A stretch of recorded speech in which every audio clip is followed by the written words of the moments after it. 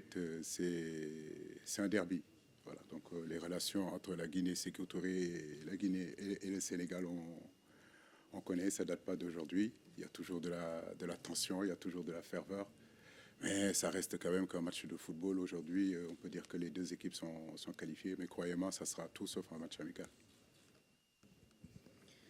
Les Guinée-Sénégal, on les connaît, on sait que c'est de gros matchs, c'est un derby, et comme on le savait, dans ce pool-là, dans ce groupe-là, on avait trois derbys. D'abord, un contre la Gambie, Dieu a fait qu'on a eu ces 3 points-là. Le deuxième, c'était contre le Cameroun.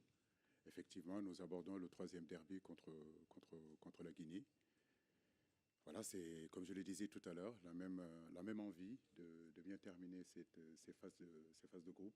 C'est pratiquement deux équipes qui se sont qualifiées.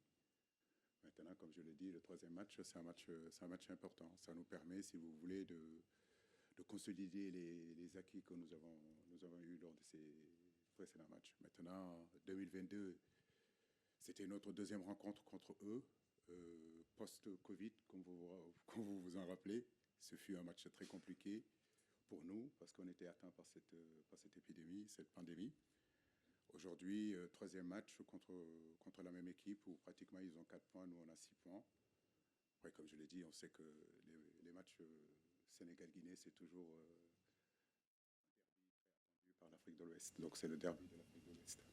Tous, on a envie de faire de bons résultats. Je crois que les Guinéens aussi ont envie de se mesurer au Sénégal, de montrer qu'ils sont capables de nous tenir en échec. Kaba, je le connais très bien, je sais ce qu'il prévoit, je sais ce qu'il attend. C'est pas plus ou moins que de battre le Sénégal et j'ai envie de l'empêcher de le faire. Et maintenant, comme je l'ai dit, sur le plan comptable, c'est très important pour nous d'engager quand même un maximum de points sur cette rencontre-là.